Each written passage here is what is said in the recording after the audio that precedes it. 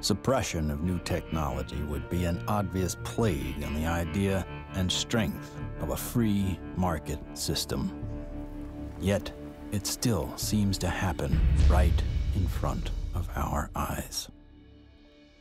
And this is a huge controversy, one of the largest, maybe most intense controversies in the history of science.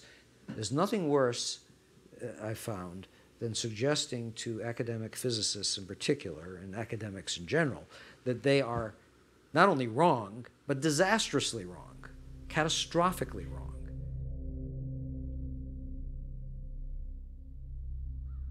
Cold fusion patents have not been approved. They will not get through.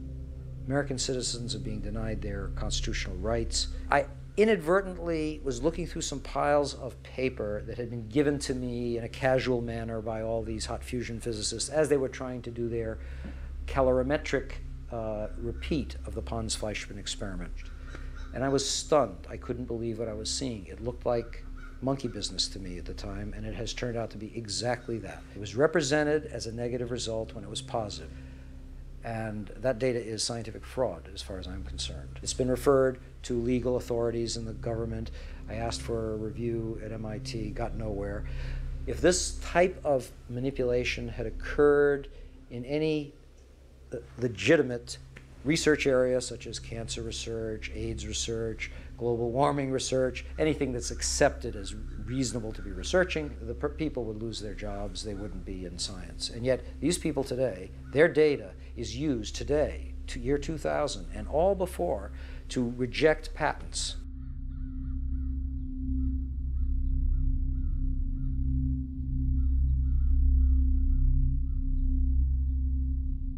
Yes, there is serious criminal activity going on that ultimately must be rooted out.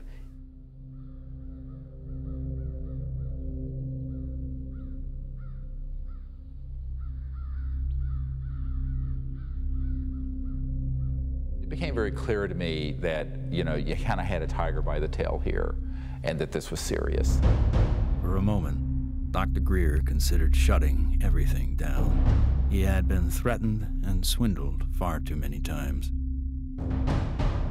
Sherry was gone.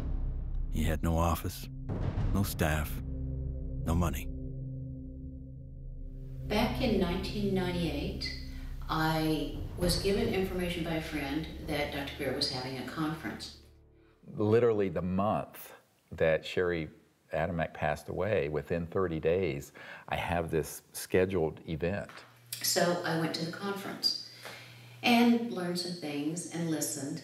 And so she just on a lark came, and she's an emergency doctor like I am. And what really grabbed my attention was he was getting all this information from military witnesses. That was in 1998. By 2000, when we were planning and storyboarding and working the whole disclosure project event out and pulling together all these hundreds of witnesses, we didn't really have the funding to do it. But she got so supportive and involved that she lived very modestly and took all of her excess income and donated it. And I want to acknowledge some amazing people that are here. Dr. Jan Bravo, without whom we would not have the Disclosure Project.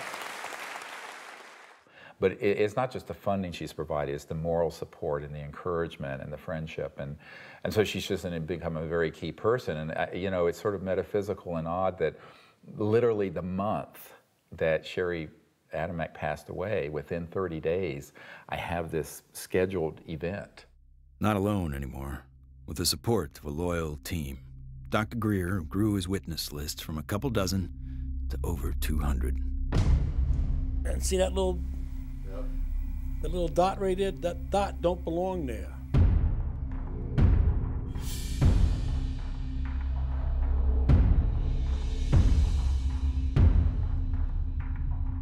They said, I'm one of those, what you would call the high government officials in the FAA. I was the division chief. There was only 3 or 4 down from the admiral. I was awarded the Air Force Guided Missile Insignia. I was the first photographic officer in the Air Force to get they called it the missile badge. So I forgot who it was that called, but he says, we got a problem here. What's the problem? He says, well, it's that UFO.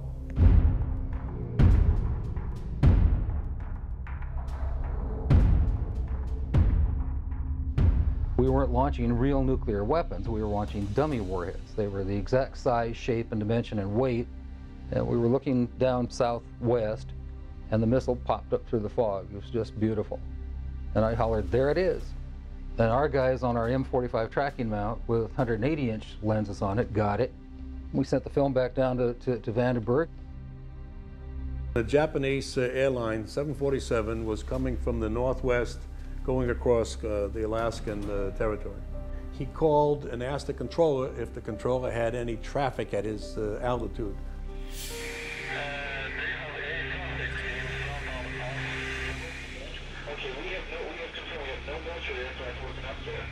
His radar is picking up a target. He sees this target with his eye, and the target, the way he described it,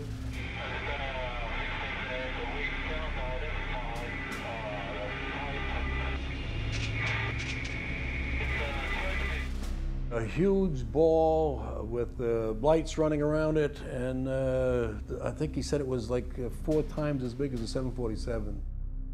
I was called into Major Mansman's office at the 1st Strategic Aerospace Division headquarters. And Major Mansman said, "Watch this."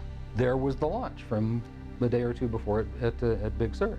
We watched that stage burn out, we watched the 2nd stage burn out, we watched the 3rd stage burn out, and it's going like this. And into the frame came something else.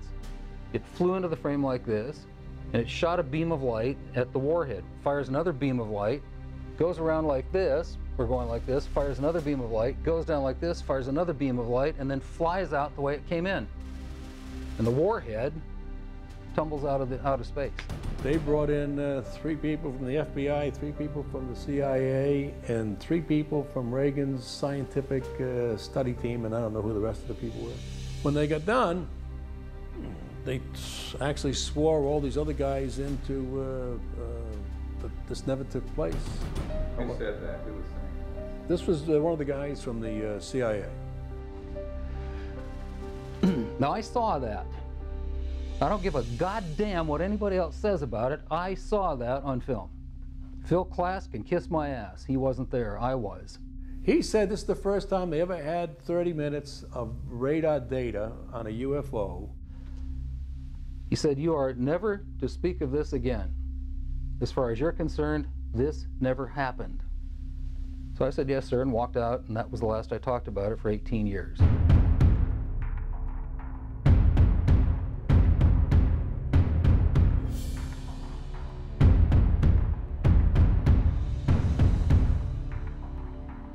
I had the original video that I took, and I had the pilot's report, and I had the FAA's first report that was all downstairs on my table.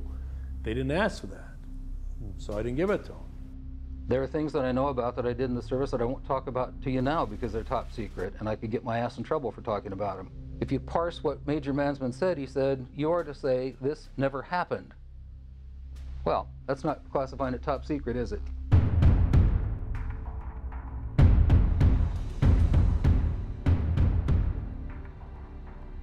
And I was a part of a United States Air Force cover-up for 18 years. But who do you tell that you were involved in a UFO incident without them looking at you like you ain't wrapped too tight? What we photographed up there affected me for the rest of my life and made a huge impact on my understanding of the universe and of governmental manipulation of our minds.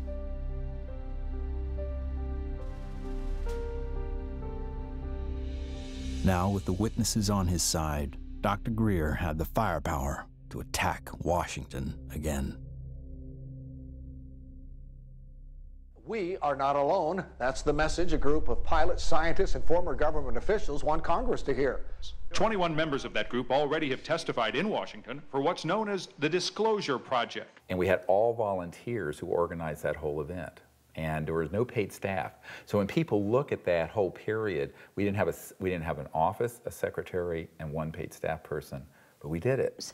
Dr. Stephen Greer heads up the Disclosure Project, a group that compiles information from people who say they've encountered extraterrestrial forms of life. 20 years ago, in 1980, I was a security specialist assigned to RAF Bentwaters. Objects made incursions over our WSA, fired pencil-thin beams of light into them, and adversely affected the ordnance, possibly. There were bodies that were involved with some of these crashes, also some were alive.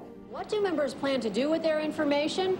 They hope Congress and President Bush take notice. We are asking for the U.S. Congress and for President Bush to move towards an official inquiry and disclosure on this subject.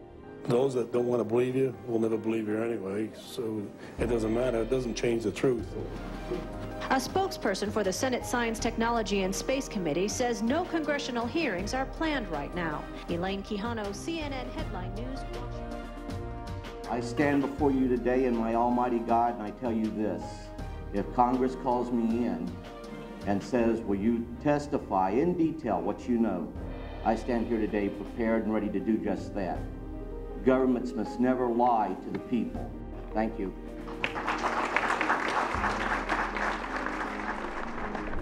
The number of people Dr. Greer had managed to get behind him was monumental. In a perfect world, an event of this proportion, with that amount of coverage, would have been enough to start a legitimate movement. But of course, we hardly live in a perfect world.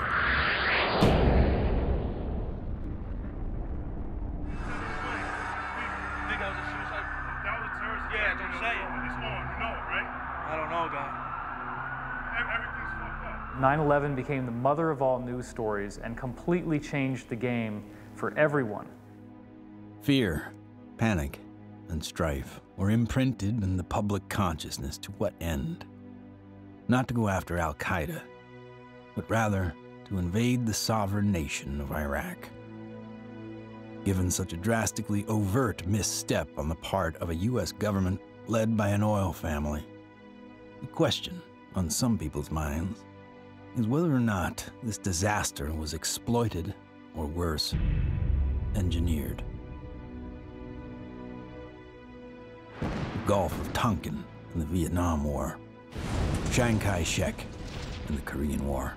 False flag operations are nothing new. However, according to some, the ultimate card to play might be yet to come.